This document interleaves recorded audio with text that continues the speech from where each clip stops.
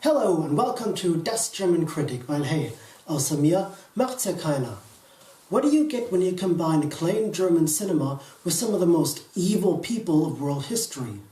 Okay, fair point, but that's not what we're looking at today. Today's film has a rather interesting backstory, both before and after.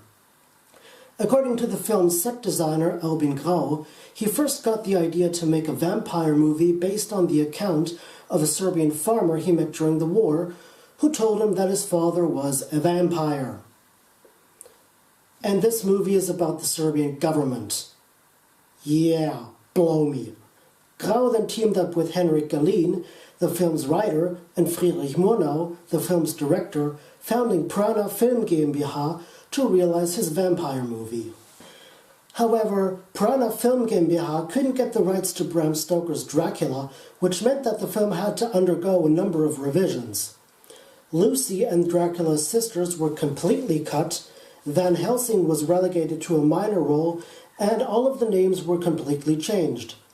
Dracula became Count Orlok or Nosferatu, Jonathan became Thomas, Mina was changed to Ellen, and Van Helsing was split into two minor characters that, quite frankly, don't really have anything to do with what's going on in this film whatsoever. So you'd think with these strikes going against it, that a film like this would be a complete clusterfuck, right? Well, let's take a look at it, shall we?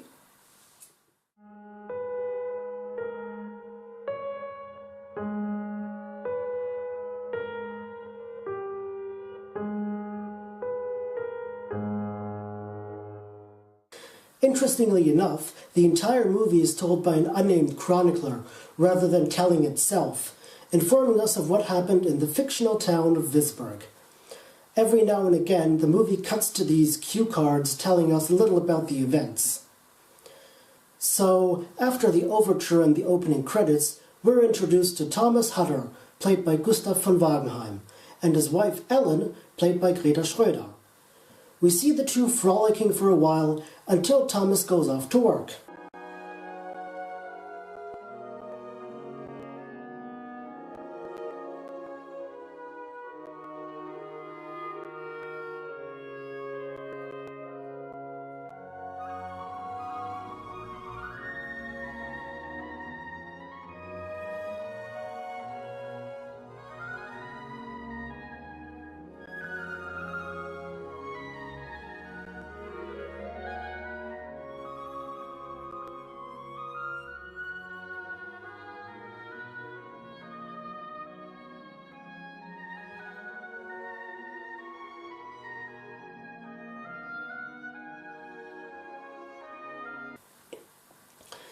There, we're introduced to Hutter's boss, Nock, played by Alexander Granach, who tells him that a mysterious Count Orlok from Transylvania has decided to look for a quiet and remote place to shack up, which just so happens to be right across the street from where Hutter lives.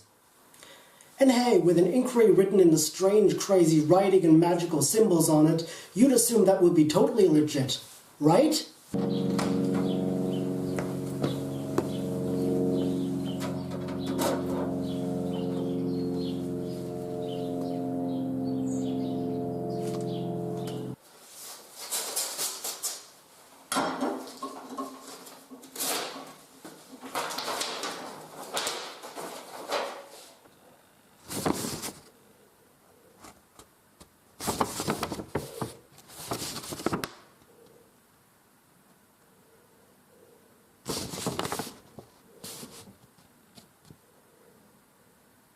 So without hesitation, Hutter rushes off to Transylvania to see the mysterious client. Hutter finally arrives at the castle where he's promptly greeted by the mysterious Count Orlok, played by Max Schreck. No, this Schreck.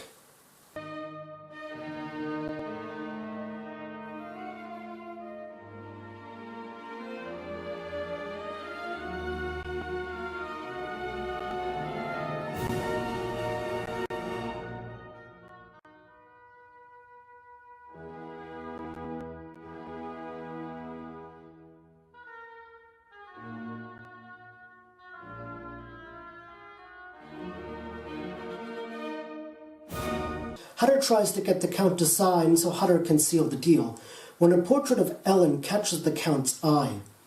Enthralled by her succulent and juicy neck, the Count agrees and signs rather immediately.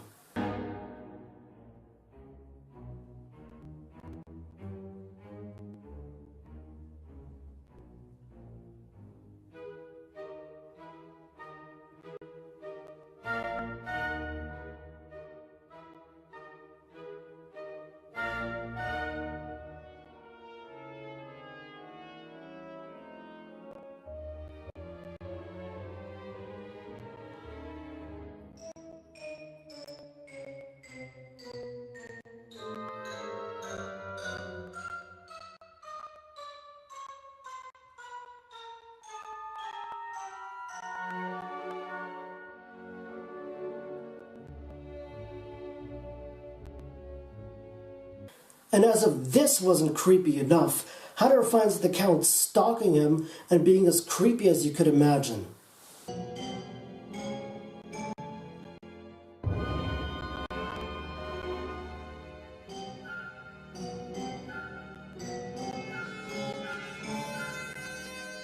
But you know, I've always wondered what the Count does when he doesn't have visitors in his castle.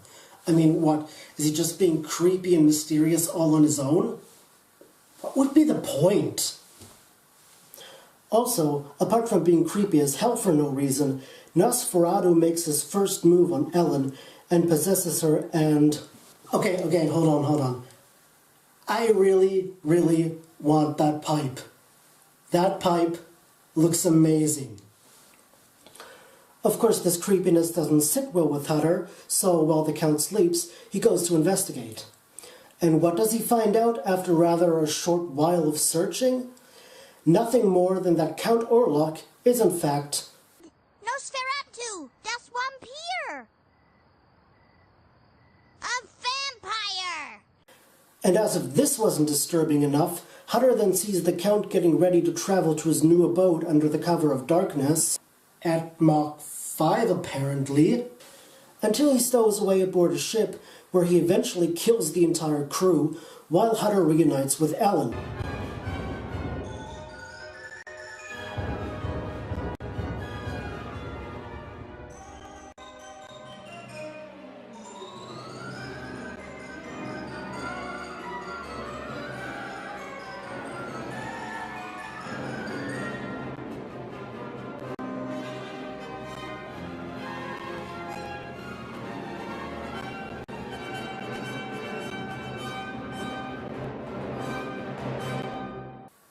Now all he has to do is find Gold Roger's one piece to cover all his costs, and he'll be set. Conveniently for the plot, Hutter reunites with Ellen at the exact same time the Count arrives in the town itself, on his way to his new home, which is right across the street from them.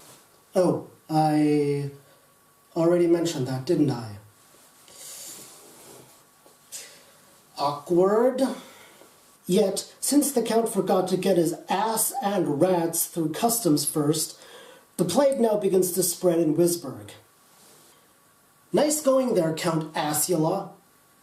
Okay. Now, this isn't a critique of the movie itself, but I really like the way they portray fictional Wisborg in this, because you kind of get to see how German towns and cities used to look like and operate before the war. Anyway, since the Count has shacked up right across the street from them, Ellen and Hutter are naturally freaked out something awful about this. And the rows upon rows of coffins being carried down the main street aren't helping much. But then again, it could be worse. Could be a Nazi rally. So Nosferatu possesses Ellen again, but this time he actually gets his chance to seduce her, and we get the iconic shadow up the stairs image. Okay, the only thing that's missing here is for the shadow to be able to walk independently, like say, for example, in Contrast or Peter Pan. And you know what? That would be awesome. Also, Peter Pan was originally supposed to be the villain. Look it up. Nosferatu finally gets to Ellen and begins to make his moves on her, but unfortunately for him, he decided to pick a rather bad time to do this as In the meantime, the sun begins to rise rather unexpectedly for him.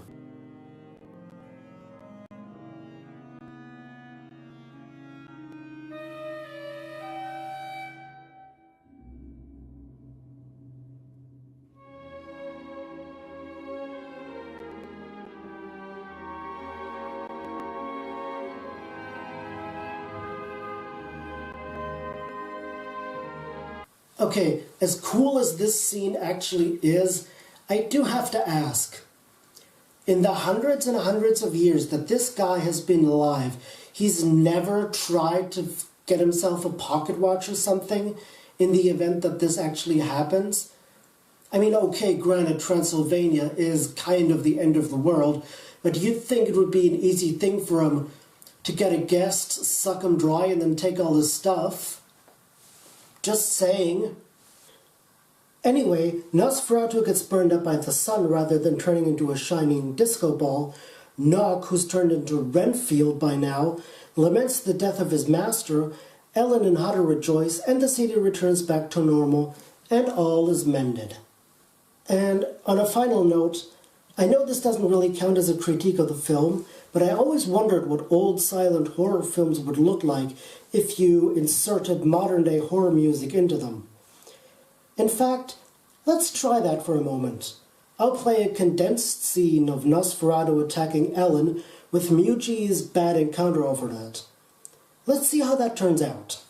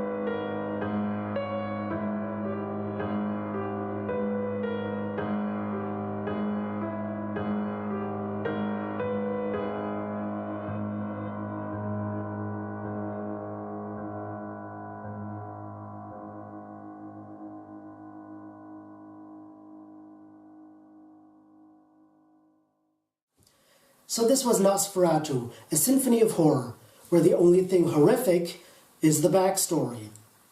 Horrifically horrendous, that is. Even though it's regarded as one of the great classics of silent film nowadays, and even though the movie was indeed a critical success, Prana Film GmbH was not.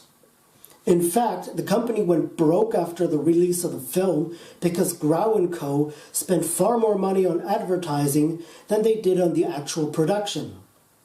Add to this, Prana Film was eventually sued by Stoker's widow, Florence Balcombe, after Nosferatu's release. And even though there was no money to be made from it, Florence obtained that the movie could no longer be shown, and numerous copies of it were destroyed. Luckily, several scattered copies of the film did survive and were eventually released as what can be loosely described as a sort of renegade cut, until the film was finally restored in the early 2000s by the Friedrich Wilhelm Murnau Foundation, which is the version I used for this review. But as an adaptation based very, very loosely on Bram Stoker's work, it's actually pretty decent. And hey, it's a whole lot better than any of the recent adaptations of Stoker's work, and if a constipated, creepy weirdo with bunny teeth is more entertaining than shitty CGI dumped all over the screen, Nosferatu definitely did something right in my book. This was Das German Kritic, weil hey, außer mir macht's ja keiner.